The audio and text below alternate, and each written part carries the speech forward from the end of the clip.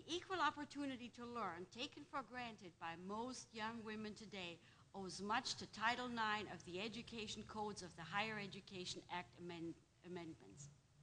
This legislation was not passed until 1972.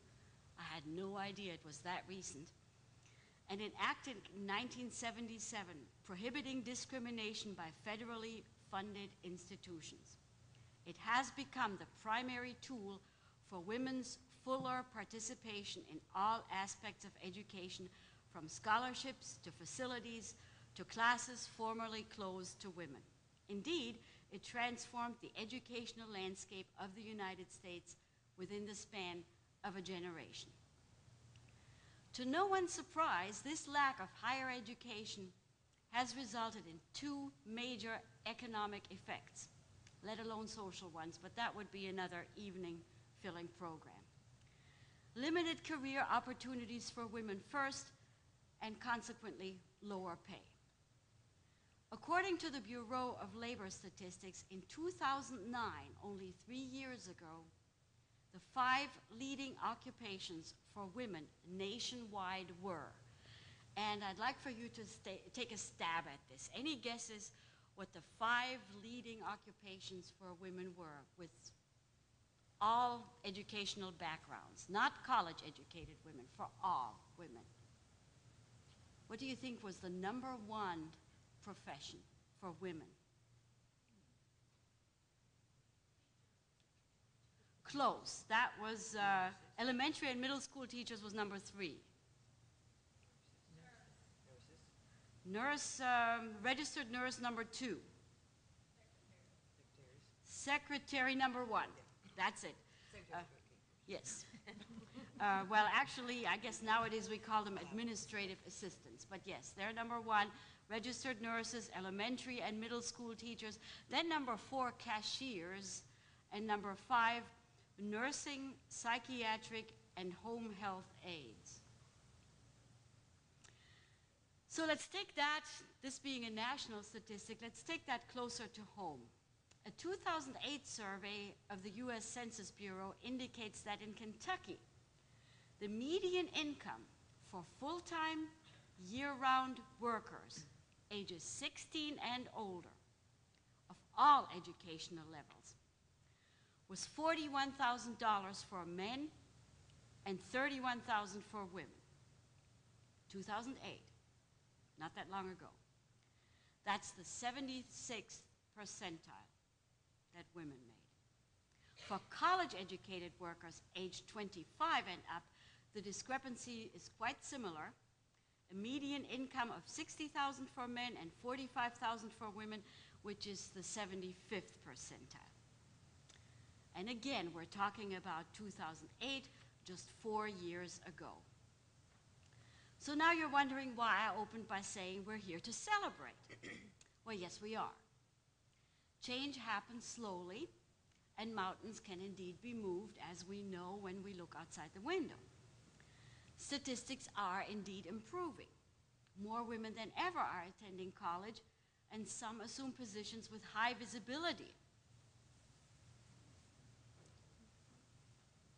serving as role models and inspiration. Such trailblazers are right here among us in Eastern Kentucky, women who quietly and humbly give of their time, their energy, their expertise, and their hearts. They're not about talking, but about doing. And I've seen this and I've witnessed this time and time again. 6 such women have graciously agreed to join us tonight to share their stories. You're likely familiar with their names, their faces, their accomplishments. But if you were not able to meet them during our preception earlier tonight, let me quickly give you a very short version of introductions. And for your reference, the longer biographies are included in this evening's program. If you want me to cut it short, if you think the program is sufficient, we can cut the introductions and immediately go to the discussion. It is a relatively informal setup.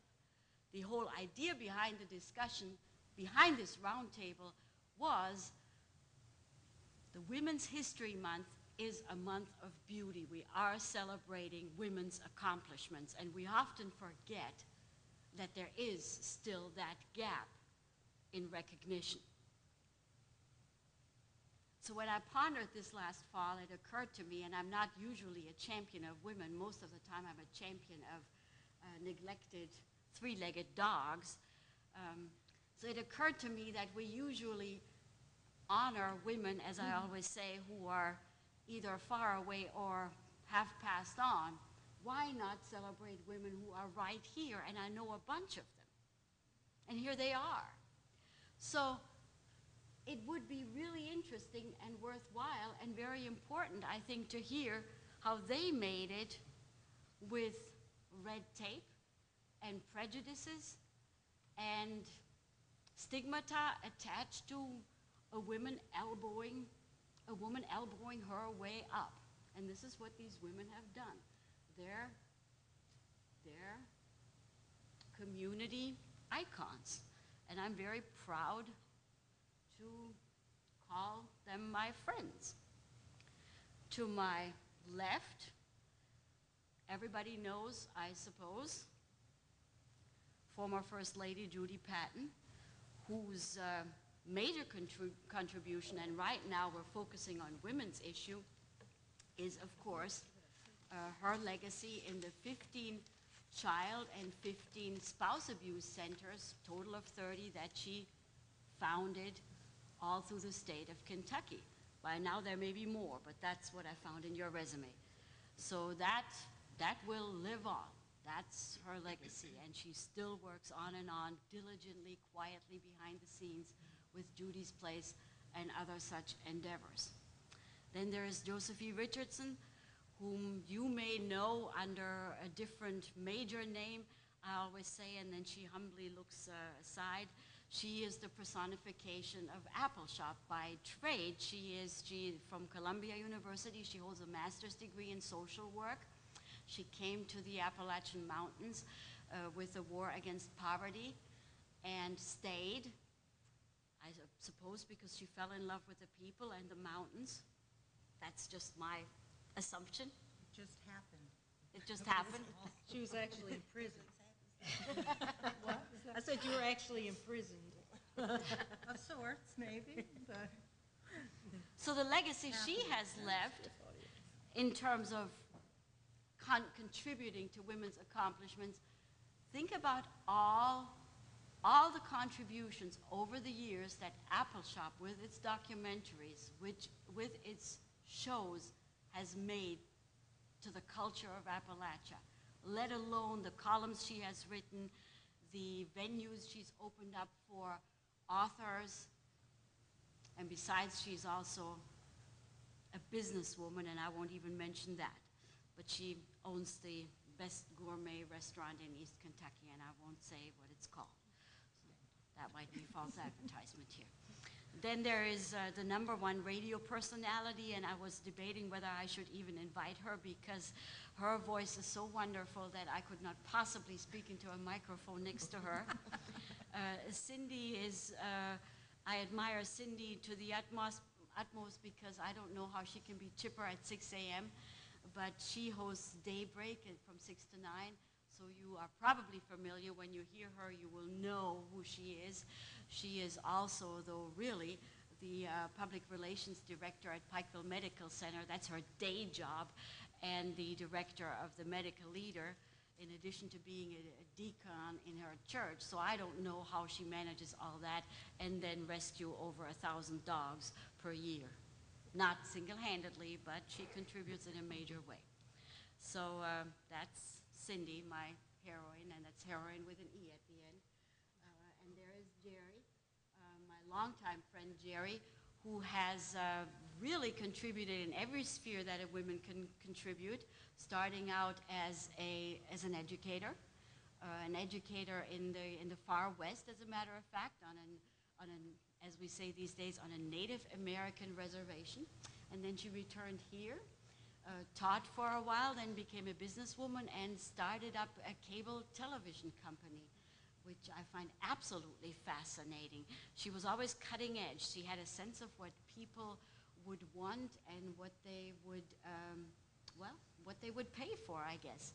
So after a while, that I guess was no longer as stimulating and exciting. So Jerry decided she would work for the Chamber of Commerce, which was a bigger playground. And then eventually she also ended up here at what used to be Pikeville College and ran the office of, as the vice president, Office of Development. And so you're Eric Becker's predecessor. And you're also, because it was a combined office, where's Lucy? Lucy's predecessor as the director of public relations. So Jerry has an incredible portfolio, having contributed to every sphere of public life, and she will be able to tell us a bunch of things. Then there is Carrie Cinnamon Rose, and not Rose Cinnamon. That was, I had to learn that by heart, and here it is, who is a real trailblazer, because I learned, and this is fascinating to me, that until 1988, women could not join, if they wished, the Rotary Club. By golly, they couldn't if they wanted to. Well, if I had been older then, I think I would have had a few things to say about that, and I'm sure you did, Carrie. But when the Supreme Court finally decided that was okay, women had something to offer the Rotarians, a pretty stodgy group, I suppose, without women, then she was invited. Within a few years, she became the president of District 6740, the local district. And then within another 5 years, she was the district governor. One of only, what, 15? 14 female governors across the country. Across the world. Across the world. 528 countries at that time. Well, that makes me speechless.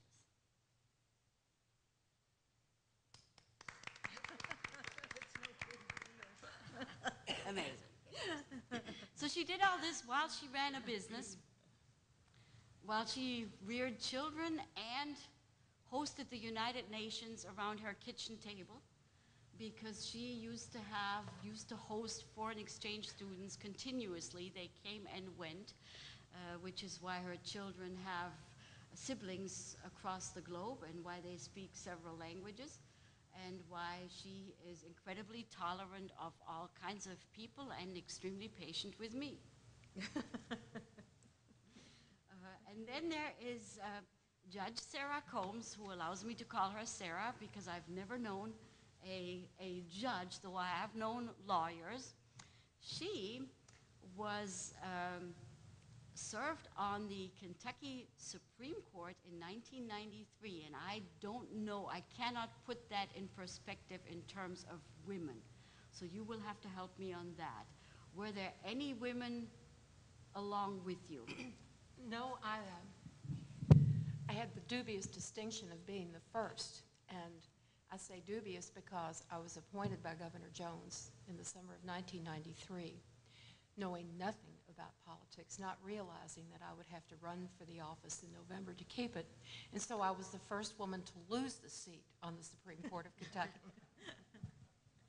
But that being said, she now serves on the Kentucky Court of Appeals and is one of our true icons in the field. Any young woman who aspires to attend law school, become a lawyer, is your role model. And as absolutely humble and nice and friendly and just heartwarming as you are, I have the sense, I get the sense that you would be the kind of woman who just reaches out and helps other women. I have a lot of dogs, too. Ah. All right, so my vision of this is quite informal. We have, with the help of, where's my friend and helper here? I don't want to be remiss here. Diane, this could not have happened without Diane Van Cleve in sociology, who has done all the detailed work that went into this. And she has solicited a long list of student questions A lot of students couldn't be here today, so if we run dry, so to speak, we have a ton of questions that you can and might be asked.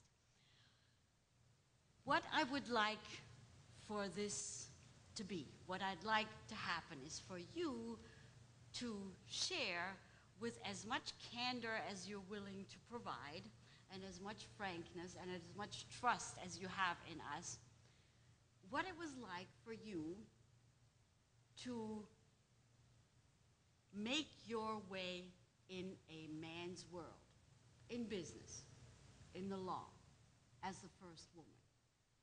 Did you actually feel a degree of discrimination, or did it not make a difference? Were you never aware that it mattered that you were a woman? The only time that I felt I was being discriminated against was that two women on my dissertation committee the two women on my dissertation committee always went a grade lower than the men. And then the men, the professors, the male professors afterwards would come to me and quietly say, well, you know that happens, that's political. The women can't go higher because that's competition coming up. That was the case. But that was in the early 80s. So that was really the only time for me, academia. And now I just like for someone to take the lead here and start sharing. Not alphabetically, anybody just join in. Well, for me, I did not see a lot of discrimination. I've done different things.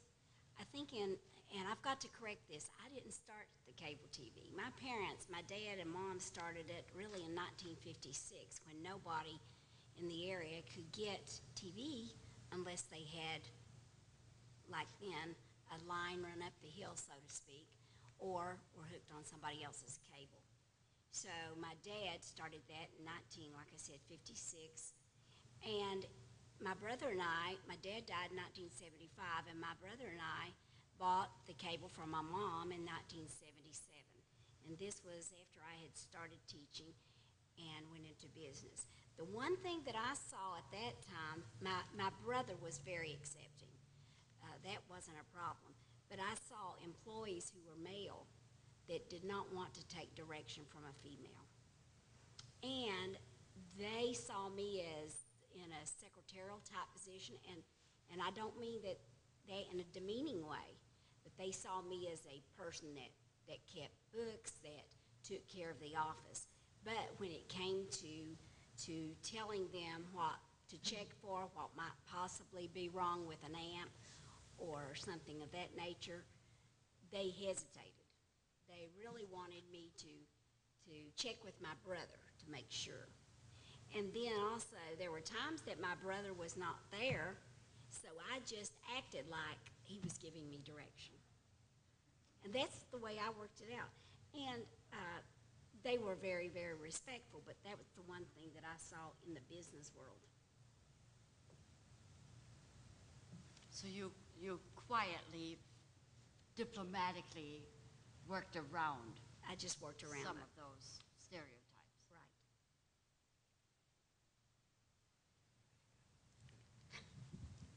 Right. I've really been raised with three sisters. I didn't have a brother, so we did not know, anything about older brothers telling us what to do. My issues as First Lady was protection of women and children. I was the daughter of a social worker. And back in the early 1900s, my grandmother was so wise. She made sure that her daughters went through college as well as her sons. So my mother had a college education. She went to Moorhead first, and then she came here to Poplar College and met my father here. That's how they met. Then she became a social worker. So I knew at a young age the issues that was wrong containing to our women and our children. So I knew if I ever got into a higher position, that's what I wanted to do, is take on Mama's role and protection of women and children. We went to Frankfurt, and really, we started the Office of Child Abuse and Domestic Violence. Honestly, I did not know I was the first lady that went to committee meetings, got bills together, went to both legislators on both sides, asked them to sponsor my bill. I did not know I couldn't do it. And you know something, if you don't know you can't do it, you go ahead and do it. I got 25 bills passed for the protection of women and children, and 5 bills passed for breast cancer. Sometimes, like I said, I didn't have older men. I never really saw that with the legislators. And we only had, about 5 women at the time in the legislature then, or 4. But I guess with women, if it's a passion, go with your heart. Do what you feel you really need to do. And that's for women today. And even today, though, I still get upset. I always said, if there's a small segment of our women who cannot thrive because of circumstances beyond their control, we as a society cannot survive. And we have a long way to go about violence against women. And date violence is one that I cannot understand why we did not pass that law this time. We still got a long way to go, but we have gone a long way for us with the girls. College girls, women who's married, dating, living together, whatever. So I really never felt that they was, I just went and did it. I guess I didn't have enough sense not to do it. So you want to talk about yours? Well, I echo that, but I also want to say thank you for what you have done for women in the past. And we have a home in a transitional housing in Whitesburg. Named after my mother. Right, named after your mother. And it plays a very, very important role. Just the presence of a place that women and children can go that's safe and they're going to be protected. And they're going to be helped to go back to school, to get housing, and to make some decent choices in their lives. And that's a fabulous center. It is good. It's a fabulous center. Well, my story's a little bit different. I didn't grow up in Kentucky. I grew up in New Haven, Connecticut, and I met my husband. I was living in New York City in graduate school and doing social work for Catholic Charities. And we got married, and he was graduating from architecture school. And we were on our honeymoon in Maine, and he said to me, "What do you think about going to Kentucky for a while?" And it was 1969, and all things were possible. And I said, "Well, I could live anywhere for 6 months to a year." And we're still in Whitesburg, which is where we came in 1969. We had a grant which was to teach young people film and video. My husband had done some work in that. In my training as a social worker, I had a lot of training in group work. So the thought was we would train some young people. We went to the high school and talked to an English class there, a journalism class, and showed the kids some equipment and invited them to come down after school. And 9 of those seniors came down and started playing with the equipment and filming stuff and decided they wanted to tell their stories. It was a time when a lot of people, the media were coming in filming Appalachia, and there were always poverty stories. There were never stories about the strength of families, about the role religion played in the society, and about the caring that people had for each other. And these students started making films on their own families and documenting the life around them and the life that they knew. And my role in it all was one of support and giving people an opportunity to do something that they never had the opportunity to before.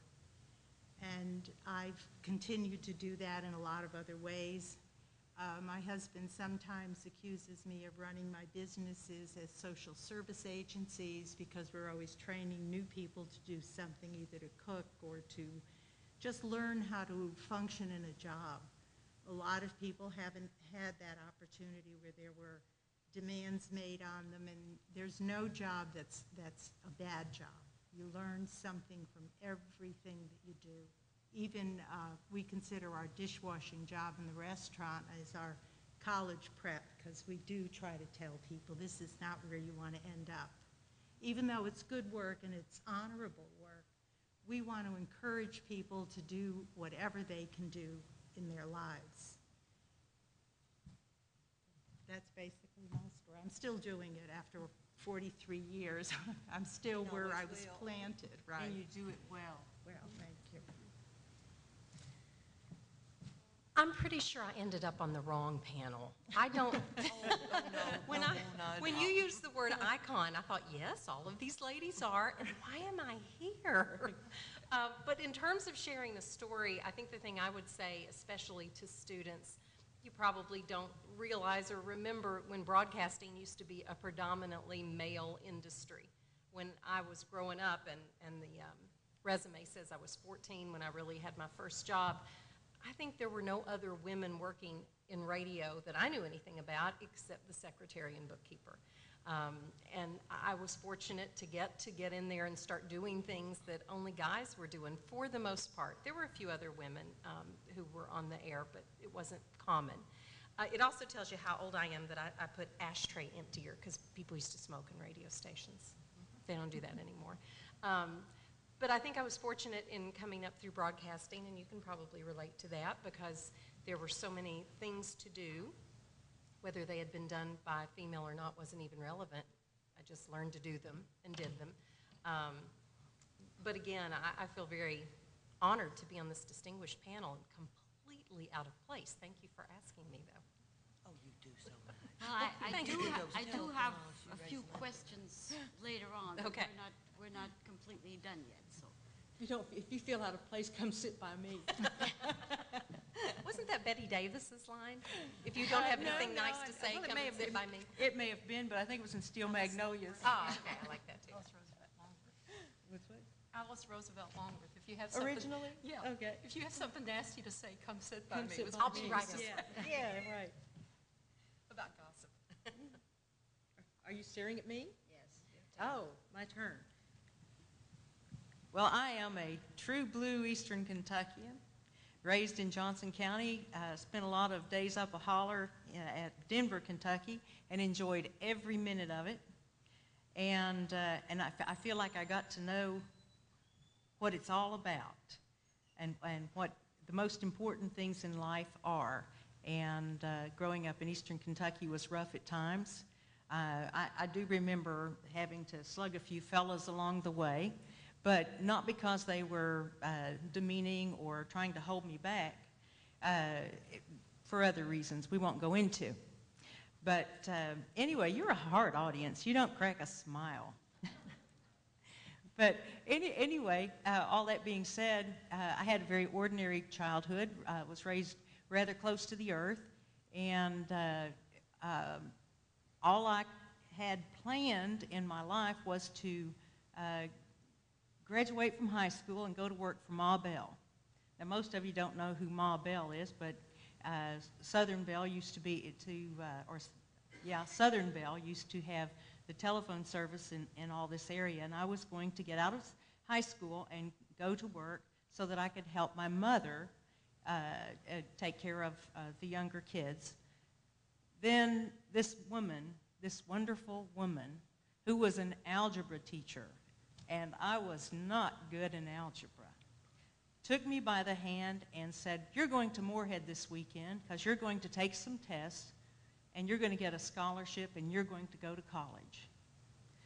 Well, that woman helped me achieve I didn't graduate, I dropped out, by the way, but she helped me to achieve a scholarship, and I was able to attend Moorhead. I did drop out and get married about 2.5 years later.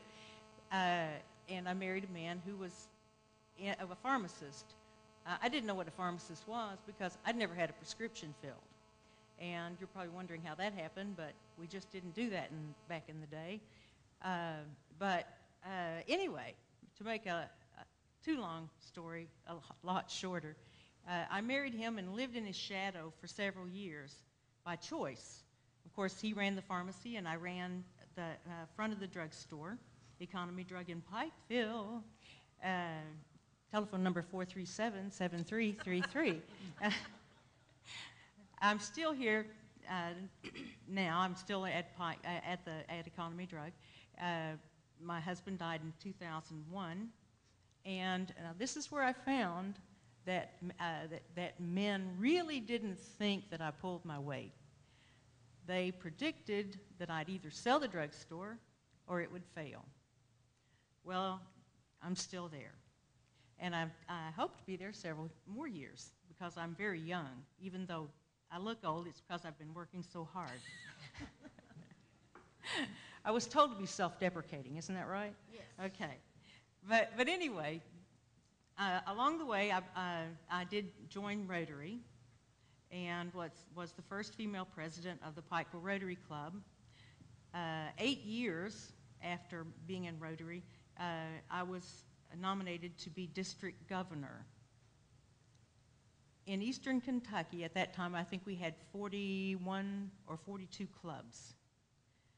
Pikeville Rotary Club was one of the first Rotary clubs for men to welcome women into in eastern Kentucky.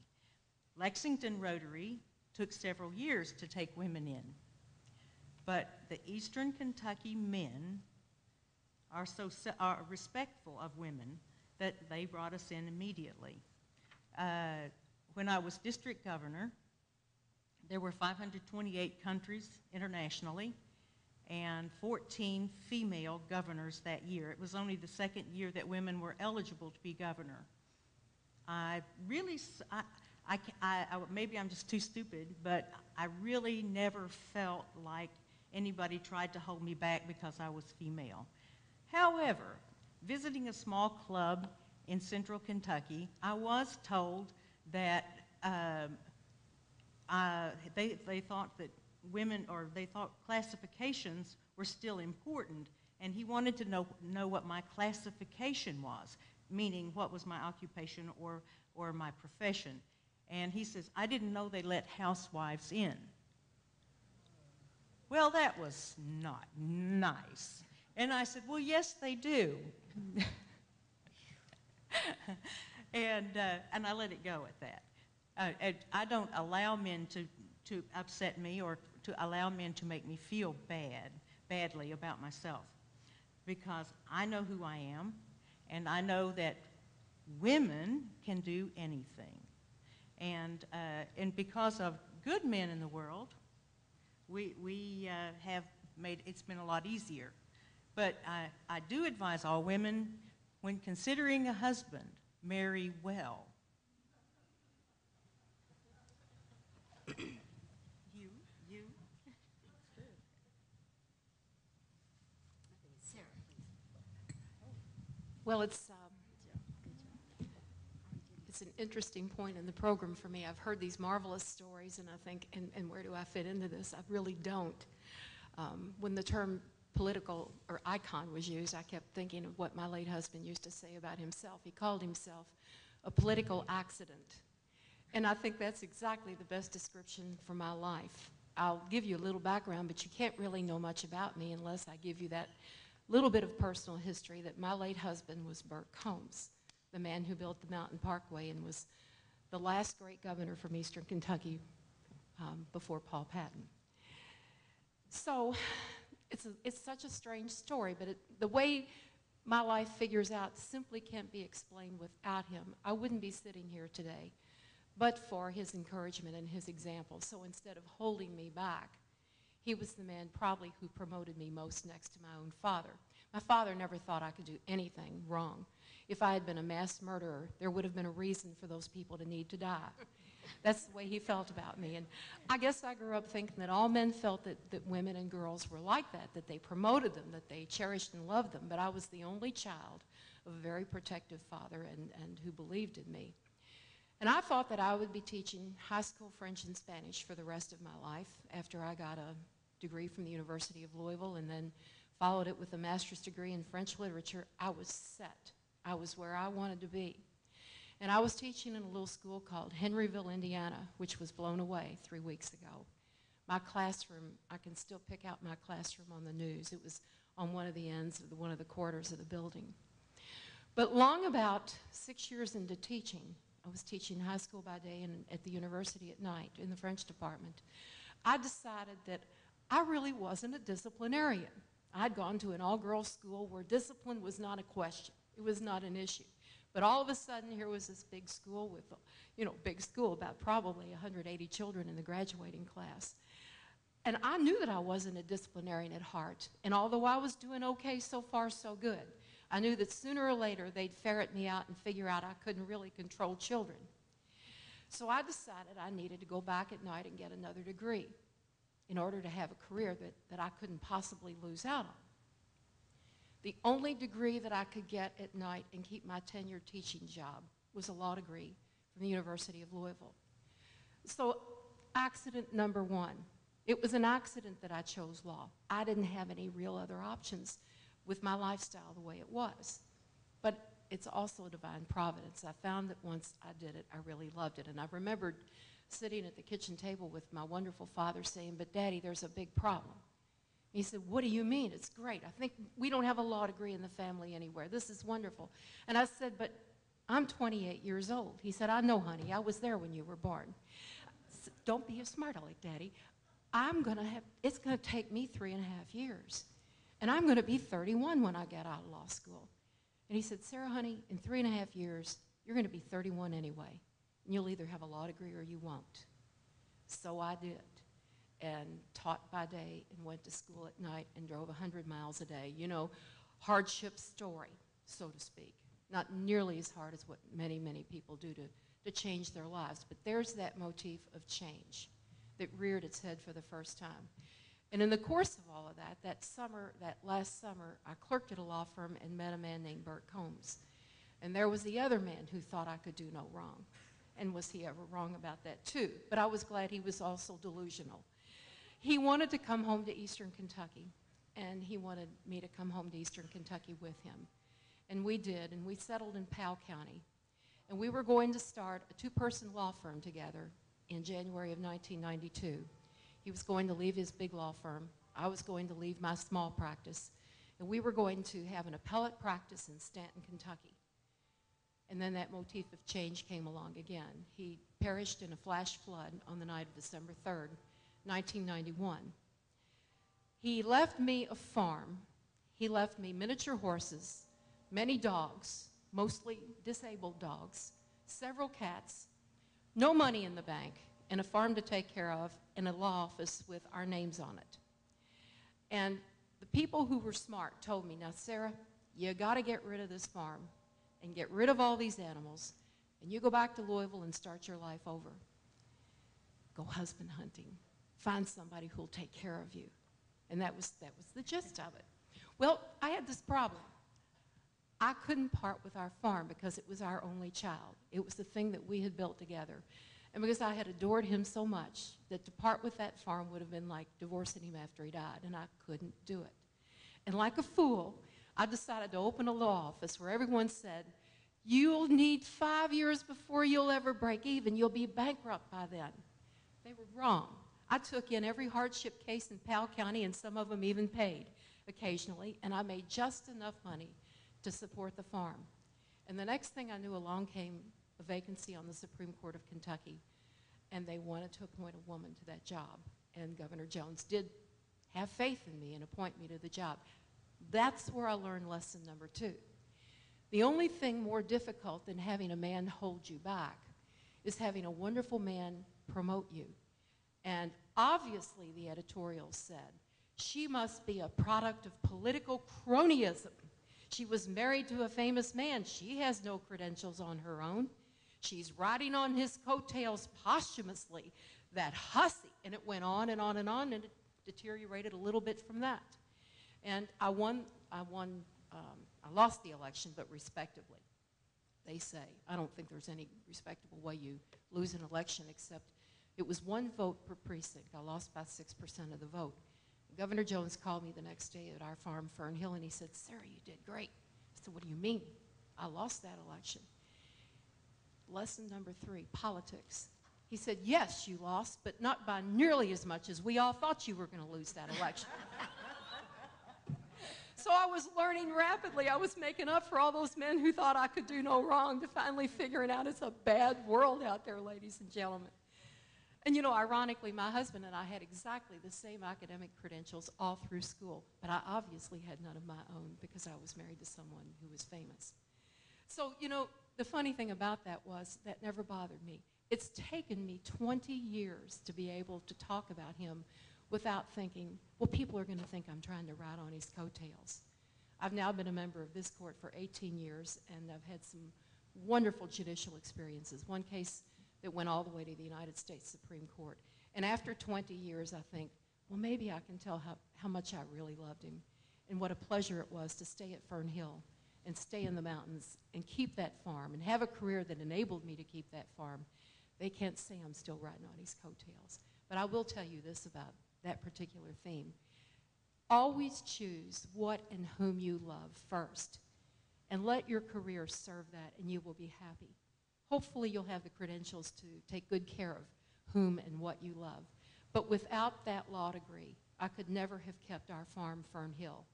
It would never have been a souvenir of his memory. It would never have been a haven for the many animals who've come there.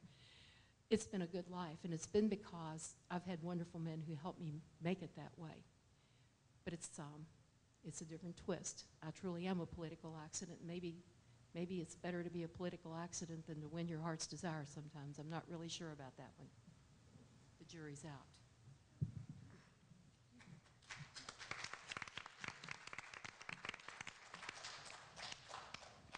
I would like to say one more thing. When I said marry well, I meant to say marry smart. And by marrying smart, you marry someone that you love and someone that you want to spend the rest of your life with. And I spent 34 years with the wonderful man that I married, who was also someone who put me to the forefront. He didn't. I said I walked in his shadow. I did because I respected him so much. But yes, Sarah's so right.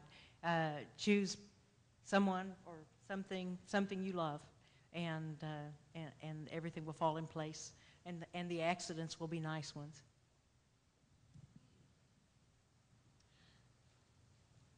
Oh, that was, I have to recover first. That was very, Have we Very struck touching. you with awe? yes, you have. But I think the one very important aspect that you mentioned, and that also applies to Sarah, really to all of us, is the matter of choice. That every one of us and every one of you has that choice. And we have that choice because we have an education. We don't have to get married, or we don't have to do a certain thing. We can, if we wish, do it on our own. And women 100 years ago were in a much different position. So that's what I meant to say in my few remarks earlier when I said we are fortunate. We really and truly are, and so often we do forget. And I'm reminding myself the times that I moan and groan that I have another 20 papers to grade, but I can do that. I don't depend on a man's income. Like you said, my career was in his shadow, but by choice. And yours, Sarah, equally, I suppose. He was known and you were not as well known, but that was by choice. You were okay with that. It didn't bother you because you loved him. And I don't know if you mind, Jerry, but you have worked it out with Ken, and I know because we're friends that he doesn't mind if you put the public face on the partnership, and he does a lot of the things that very often the woman does. And that's what I think what women need. They need that support. That's what I was going to ask you earlier, and you will chime in on that as well, Jerry. Cindy, I don't know how you do it, and that's your big contribution here. Don't be so humble. You really do have 3 full-time positions, the way I see it, career positions, and that's by choice. You don't have to have 3 positions. You have fun. You never seem exhausted. You never seem stressed. You never seem that anxious about it. You really seem to enjoy living, and you still have time for an extended family and your passions. So what does it take? Does it take help on the home front? Does Randy have to do the cooking at times, or how does that work? Nobody cooks. Don't be ridiculous. At least not at my house. It is nice to have a supportive family, and I do have a wonderful husband who is supportive. But I think the answer is something that Judy said earlier. It's about your passions. No, I don't have to have 3 full-time jobs, but I'm passionate about all of them, and I'm enjoying them. And when I don't enjoy them, I won't do them anymore. I'll find something that I do enjoy. So that I'm sure is the crux of it. Everybody seems to be echoing that sentiment, but find something that you love to do. And that's an old cliche. You'll never work a day in your life if you find a job that you love. But cliches become cliches because they're real. And I would certainly echo that. There are days, certainly, when after doing a live show on the air, I don't feel like going to the office and doing anything else that day. But for the most part, it's just a matter of knowing that you're doing worthwhile work that matters to somebody or something. You're making a difference, at least for me, and that you enjoy it, and you get to feel like you see accomplishments. Those are the important things. Is that a good answer? That's all I got. That was a great answer. And Cindy, you're right. Making a difference. If there's one person you make a difference in their lives, you've accomplished something. That's it. You know, I think Want to make a difference. it could easily be argued that it doesn't make a lot of difference to go have fun on the radio for 3 hours every morning. But when I run into somebody in the grocery store who says, "You made me laugh yesterday," that's a huge boost for me, because I impacted somebody, or our team did. So that matters. You've made a difference, even a very small one. And getting involved with rescue work with animals, it's so easy to become overwhelmed and think that you're not making a big enough difference, and what does my little part do? And again, there's a cliche I love. You can't change the world, but you can change the world for this one. So if for that one animal I can change his world or her world, then that's enough. And sometimes that's all you can do. Josephine, how do you make it work with all your careers? Well, I still cook and clean, take care of people, you know. I mean, you have to in your life. You don't leave things behind that need to be done. I mean, I really enjoy what I do. I have a bookstore and craft shop, and I'm passionate about that. I love bringing books to people's attention and sharing some of the literature of the region. It's primarily Kentucky and Appalachian in focus. I love the crafts that I have. I love the artists I work with. I certainly enjoy food. My Italian background and the traveling I've done makes me passionate about fresh, natural ingredients. And there's one cook a chef that I really like. She really is a cook. She was never a chef. And she says you take the freshest ingredients and do the least to it. And that's a style that I love, getting things that local people grow and serving that and putting their names on our menus when they've brought food in to me. And I love encouraging young people. I come in contact with lots of young men and women, and I try to encourage them to apply to colleges, to go on to learn some things along the way, and if they have to leave the area for a little while to do that, to come back home and bring what they've learned with them and make a difference in their communities. I do encourage young people to participate politically because I really think that's important. I think we need young people involved in libraries and school boards and the fiscal court and the local, run for mayor, run for city council, or participate, to know what's going on in your community and be active and be interested in it, because everybody makes a difference. So if any of you look at the home front, I know now that Sarah has to do it all on her own. I mean, completely on her own. And I really don't know how that would work. You don't get 8 hours of sleep, do you, Sarah? Not very often, but occasionally I do. And that's one secret I've learned when I get really exhausted, just to give in to sleep. It's the best cure for anything. And I will be discouraged, and then after I sleep, for whatever period of time, I'm ready to go again. I like to work, and I know that's probably as insane as it sounds, but my husband used to tell me all the time, you know, I've been watching you for a long time. He said, you never play, you just do different work. And different work for me really is play. I like to cook. I have a fully equipped kitchen in my office. The state did not pay for, by the way. The state equipped us with a microwave and a refrigerator. I bought the rest because I intended to be in that office a long time. And I'm going to run it for another term if the people will let me do it. But when my staff is there, when we're all together, instead of fast food, I cook the meals there. And that way, I satisfy that urge for a family that I don't have. I have no siblings, no children. My staff, therefore, became my family. And I get to take care of them. And we also have 4 resident cats and a dog in the office. So, rescues, by the way, every single one of them. I like to work, but the secret to it is a variety of work. I'll switch from cases to cuisine, and then back to the cases. And the cases come into perspective even better after that hiatus from them. And Judy, 2 cases in particular in the area of domestic violence that I've been able to be involved with. I thought of you when you were talking about your work. The court is much more behind the scenes in bringing about social change.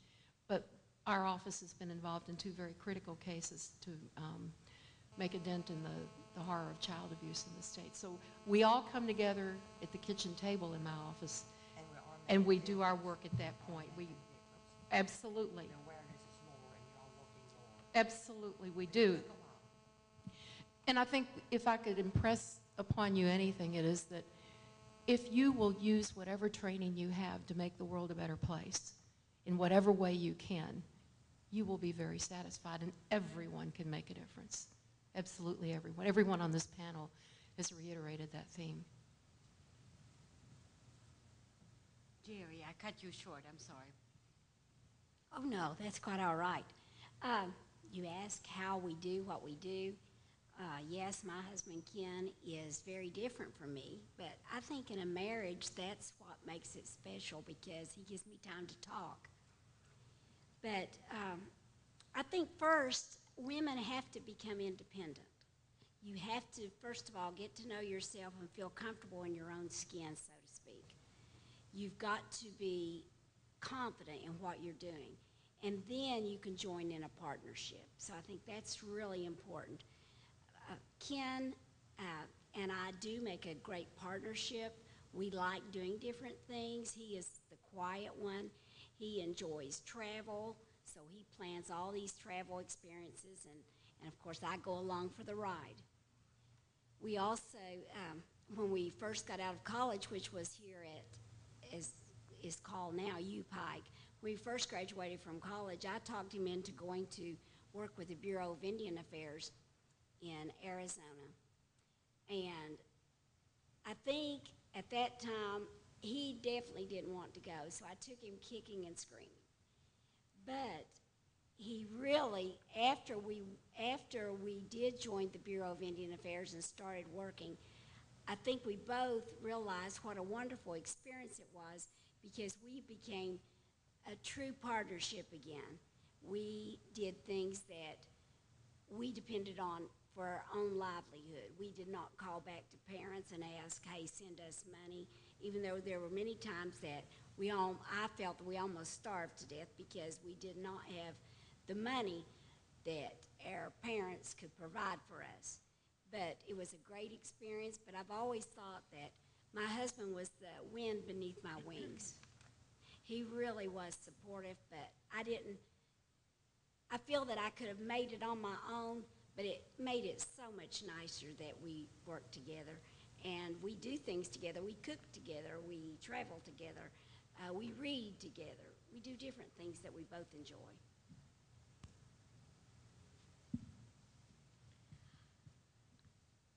I think it's about time to see. I need to add one thing. Oh, sorry. I'm not finished yet. Good. I'm thinking that in another year or so, I'm going to qualify for the Rediford Dameron Scholarship. Is that right? 65? Is it 65? Yeah. Oh, I already qualify. I'm thinking about completing my degree after all these years. Yeah. And especially on the Rediford Dameron Scholarship, if it still applies. I have a long list of questions from students who submitted these this past week, but I'd rather hear some from you if you have any right now. I'm personally quite overwhelmed by everything I've just heard, so I would love to just hear something from you right now. And give us a little breather here. If not, we'll go with one of these questions. Or do you have questions for them? We'll hear from the students, what they're thinking and what they want to hear from.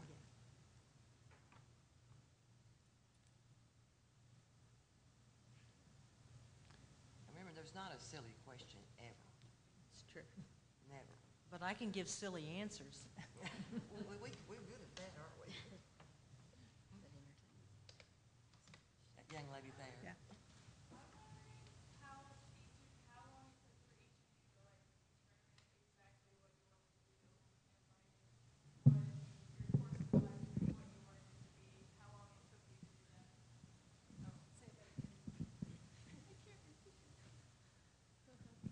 I was wondering how long it took for you to figure out what you wanted to do for your life, like when you wanted to marry, all this stuff, or what your course wanted to be.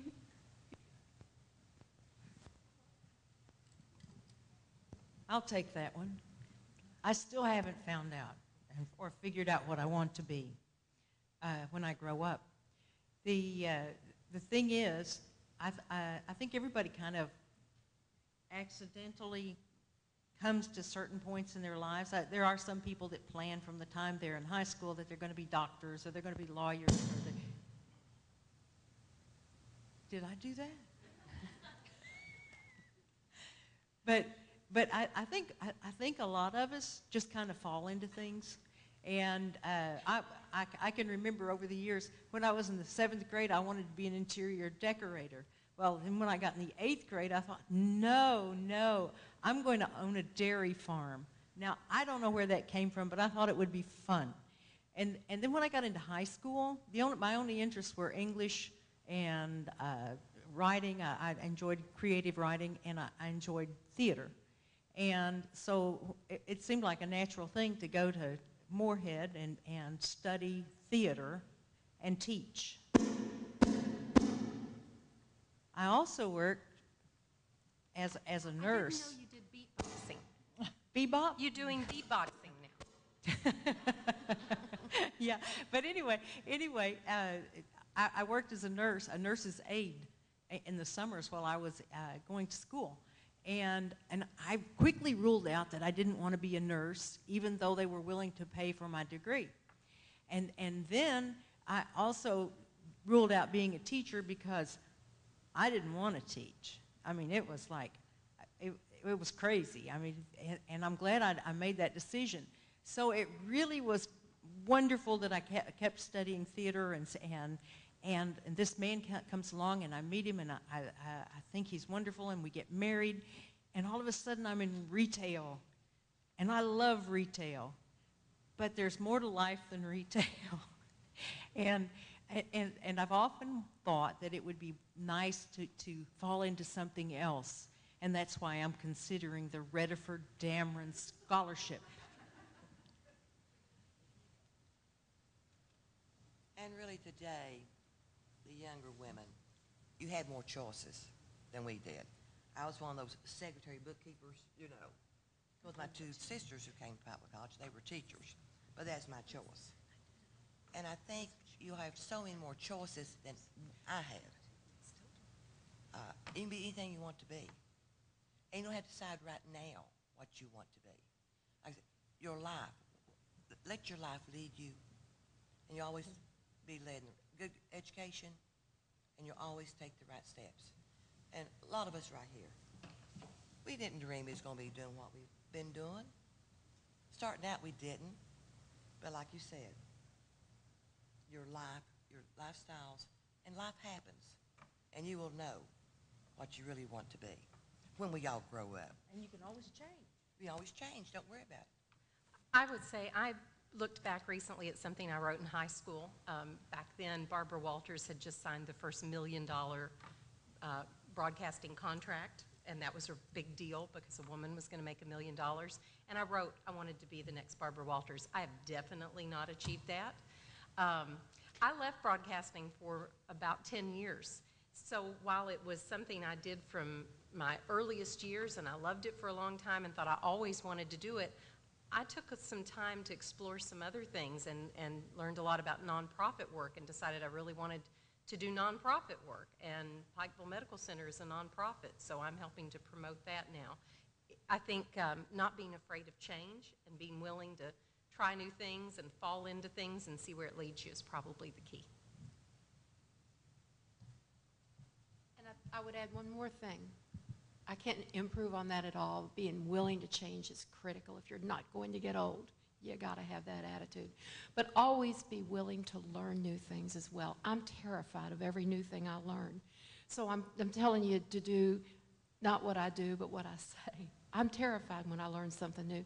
But because of that, I'm trying to force myself constantly to do it. The latest is computers. And I know that sounds idiotic. I'm going to confession to you all that I've reached this age and I don't know how to do computers. But I've started. I started 3 weeks ago, and I think I was more excited over sending my first email than I was when I passed the bar exam 30 years ago. Oh, you make me feel so good. Austin made me do computers for years. terrified. He bought the best computer money can buy. Where is it, Paul? It's still sitting there. I think too. I'm not the only one. I think too that it is very important to be willing to take risks. First of all, I grew up in a business family, but I hated my parents working from sun up to sunset, so to speak. And I definitely did not want to do that, I thought. So I too tried different avenues. And I always liked adventure. So that's why I started with the Bureau of Indian Affairs. After that, I came back and I taught high school there. After that, I came back and I taught kindergarten, 8th grade, junior high. Then I became a school administrator. And then I went back into business and I loved it. Really, truly loved it. And after that, after 9 or so years, we sold the business. My brother and I did, because we just thought it was the right time. And I went into, I started working at a bank for 9 months, because I wanted to see how those things operated too, how money flowed. So I did that for 9 months. Then the Pike County Chamber of Commerce opportunity came up. Then I became a UPIKE administrator, and then went back into education. And then my last job was as a web director. And so I loved all these things, but I don't think I ever truly made up my mind what I wanted to do, because I just wanted more adventure and to see what there was out there in the world. And I think that's so important.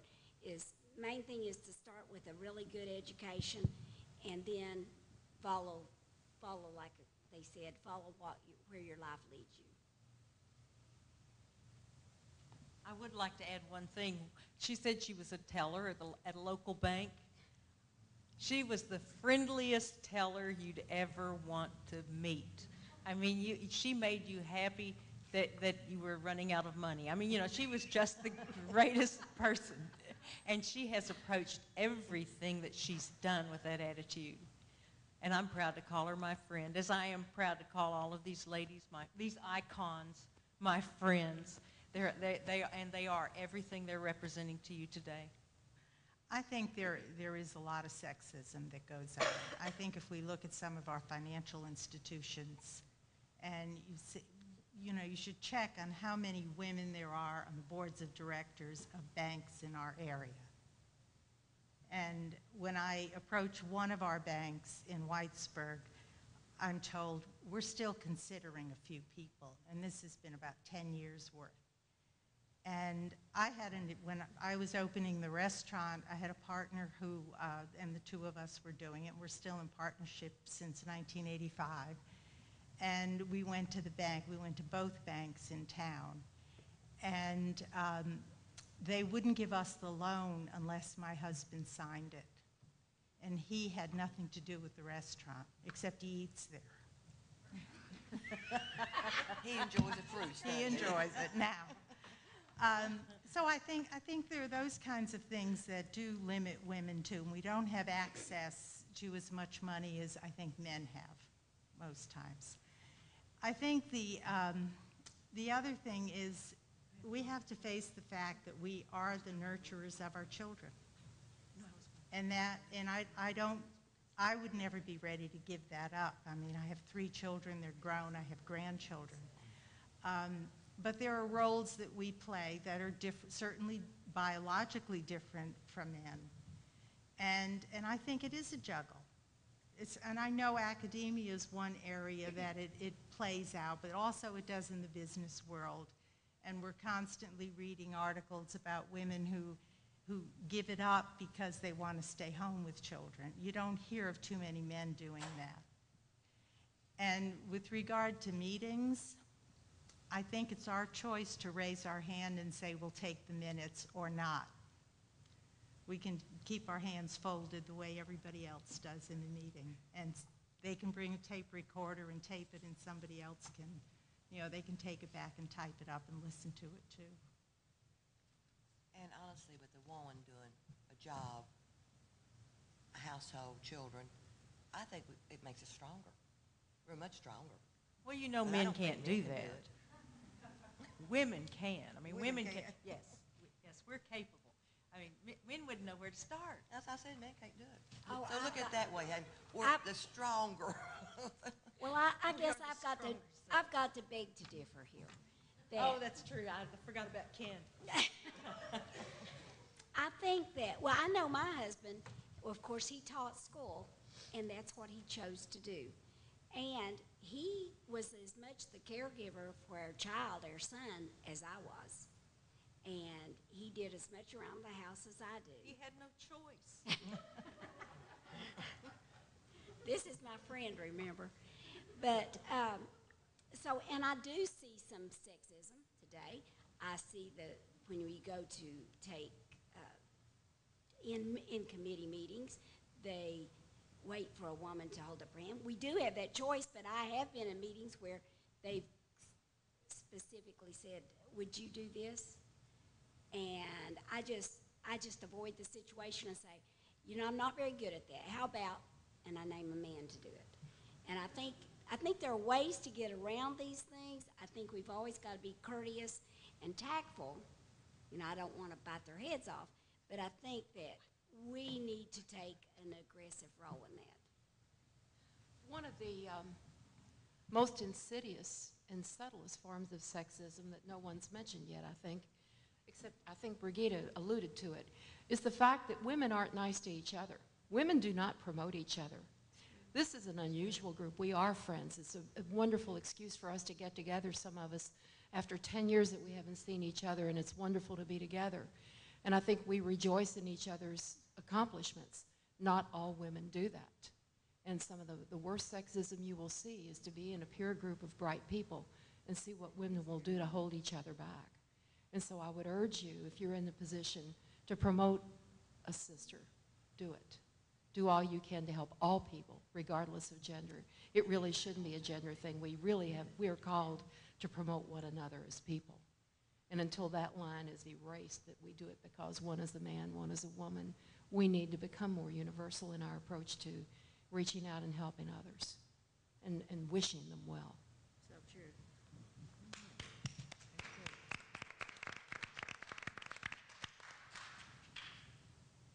The other day, I answered the telephone, and I noticed on the caller ID that it was some kind of polling place. And the first thing they asked me was, "May I speak to the man of the house?" And I said, "Well, he's not here right now." "Well, when will he be there?" And I said, "Well, I don't know. I expect him to come in sometime this afternoon." "Can I help you?" "No." And I said, "Well, what are the questions concerning? I'm his wife." And the man said, "We'll call later to talk to him. We need to speak to the head of the household." Well, I'm one here to tell you that he was speaking to the head of the household. Or at least the equal head. I mean, we're partners, the two-headed monster. But, I really didn't think about sexism that way, but it does go on all the time. I just ignore it and kind of laugh it off. But because it's never bothered me. It never bothered me that women weren't in men's service clubs. I thought that was okay. And I still do. I mean, if men have a club, I mean, like the Boy Scouts, girls don't need to be in the Boy Scouts. That's why we have Girl Scouts. And I really have never had a problem with that type of separation. But I knew that a lot of my sisters did. A lot of professional women that weren't allowed in these clubs where men made connections. And so when, of course, I loved Rotary before I was invited to join, because my husband was a Rotarian, and I lived that through him. And there again, was living in his shadow. But when I got out from behind him, I really had learned so much from him that I could shine.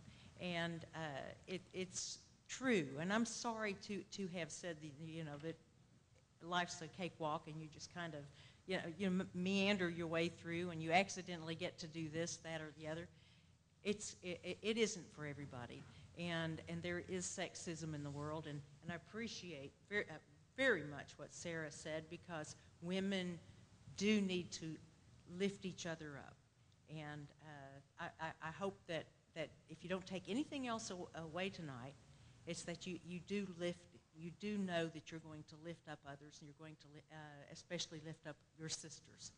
And by sisters, I mean every female that you meet, and appreciate each and every one at all the different ages, from the tiny little girl that looks up at you and smiles to the old wrinkled lady, and don't look at me, that looks at you and smiles. And remember that you were there and you will soon be there.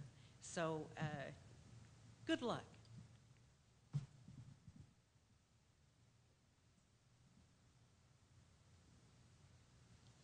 I think you kept these people here long enough. I mean, you're going to drag this out until it's midnight. Well, I was just going to say that I'm the Rotarian in our family and not my husband. He never did join Rotary. So it was very much open to me. Yeah. When you joined? Yeah. I joined in 92. 92. And see, women weren't allowed in until 1988. So 4 years later. Mm-hmm. Yeah. Especially electric. I have one quick question for everybody in the audience, because they're the next generation from where I sit. I'm wondering who encourages them at home, whether it's the dad or the mom, or both of them. Both of them? Was it, I know Chelsea by name, so I'll go with Chelsea.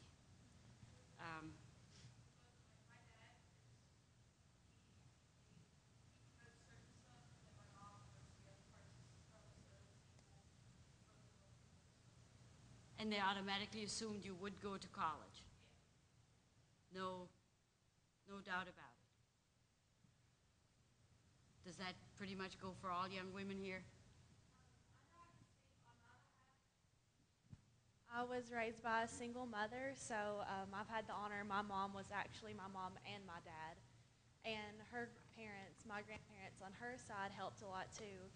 But my mom went to college. I have 3 older brothers, and they all went to college as well. So I could just brag on her all day, because not only did she raise me right, she raised my 3 older siblings. And I think she's done a pretty good job considering she took on both sides. So I can't praise her enough for that. And I agree with you. I was raised by a single mother. She was left with 4 children. My father passed away at a young age. Well, my dad And, ran away. And But Mama my said mother you're raised going. 5. Well, actually, he went off to the wars. He was in the service. But my mother raised 5 children by herself. And Mama raised 4. And did a fabulous, well, she did a fabulous job. And she still hasn't raised you yet, has she? Yeah, I'm not finished.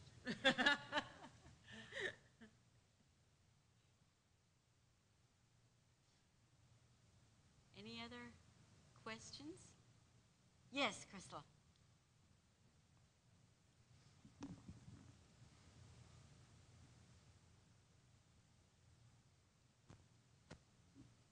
Did any of you ever struggle with being assertive in the business area? Or sometimes women are thought of as an unpleasant word, whereas a man would just be considered assertive, and how did you handle that? I'll jump in. No, I never struggled with being assertive. I came out of the womb that way. That's what they tell me. You come by it honest. Yeah, I do. It was genetic. But pictures of me in home movies, I was a bossy little girl. I grew up to be a bossy woman. And I decided a long time ago, I was still fairly young, that I didn't care if people used that bad word about me, because that was just who I was. And it has not always made me friends, but I'm pretty content. So I think I was fortunate that genetically I had assertive genes, I think. I didn't, and I don't mean the Gloria Vanderbilts. But you're assertive in a sweet way. Thank you, Judy. And that's a difference. There is a difference in being assertive and knowing what you want and doing it in a nice way to make people want to work with you.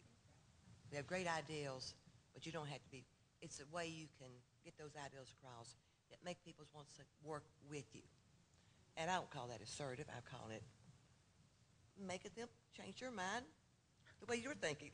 Getting them on the right track. That's right, right track. I There's different have ways you can struggled do it. with that, and by nature, I tend to be very quiet. You wouldn't know that today because I've had a duty to speak up today.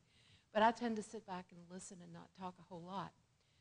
In my role as a teacher, that was never a problem because I was imparting what I already knew to students and trying to make them not be afraid of foreign languages. So I was more of a persuader than an asserter in that role. What changed me most was becoming a lawyer and knowing that the well-being of my client depended on my forthrightness and my strength as an advocate on their behalf. They would not flourish. Their cause would not flourish unless I could be strong enough to persuade a jury of the righteousness of their cause. And it still is much easier for me to do it on behalf of someone else, my animals, for instance, than on behalf of myself. I will go a long way before I will take up for myself. And I don't think that's necessarily negative because I think you find your outlet in the ways I've just described. And it doesn't mean that you're weak, it just means that you have a different way of asserting yourself, maybe not necessarily directly on your own behalf.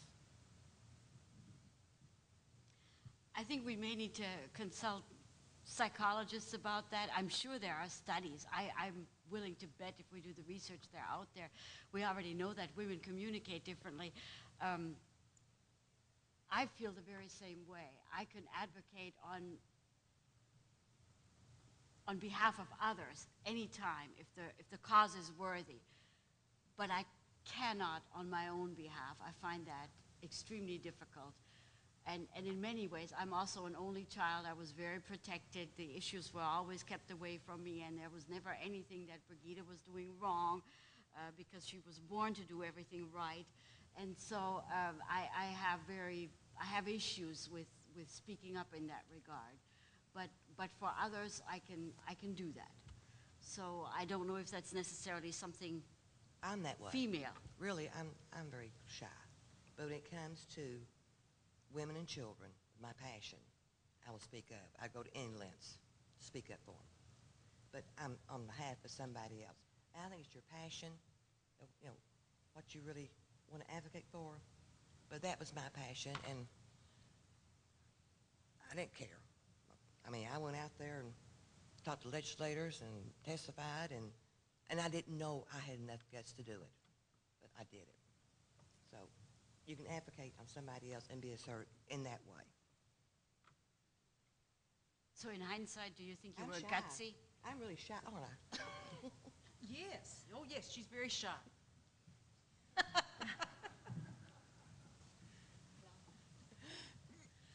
I have to share a quick story. I took a job once. I told you I left broadcasting for a while and did not know about a master plan that the person who hired me had. And I found out later that the master plan was that I was supposed to go into this job and duke it out, so to speak, with another woman. He eventually called me in and said, "Are you not willing to fight for this, for your job here and for your position?" And I realized I wasn't, because that wasn't my passion. That's not what I was supposed to be there for. So no, in that instance, I wasn't willing to stick up for myself or fight something out because I didn't have a passion for it. Wasn't a very nice thing to do to anybody, to put them in that position. But ultimately, it comes back to full circle. What do you care the most about? And if you feel strongly that your position is correct, then I think you have an obligation to stick up for it. To go for it. I just got another job. It was easier, wasn't Yes, it? it was. Didn't stop you, did it? I don't think there's any reason why we can't call it an evening, because I know you have quite a ways to drive, and I hope you didn't get your car locked into the parking garage. I have Governor Patton's cell phone number in case I got locked in. Now, I think he'll forgive me if I call him if I need it. But I want to thank all the young ladies here tonight. We appreciate you coming and being I do. interested in your future and your whole life. But thank you for coming. Same here. This was a first. We will do this again. We didn't know whether the time would be right. It's relatively early in the evening. We didn't know how much interest there would be in part of the community. So we may try a different time of the day next year, but we certainly think it's a good idea, and I really do from the heart appreciate that you took the time out and came all the way, and we had some fun. Thank you for being here, and Let me say one thing. thank you. Brigida, Just David, Josephine wants to say something. Well, I'm sorry. After hearing your all stories, I just want to take the time and express my gratitude that Kentucky has such fine women such as yourself that have faced a lot in your life but prevailed through it all in the end. I just want to congratulate you and thank you all. thank you. Thank you. Brigida, I can't speak for the other women, but I would certainly like you to make my information available. If there's anything I can do in a way of mentoring or talking, or if there are any questions you all have, that I might be able to network for you or put you in another direction. I'd be very pleased, and I certainly am available to do that. I very much appreciate that, Josephine, because as a matter of fact, one of the students asked here, where do I find my role models / mentors to make myself a good female leader?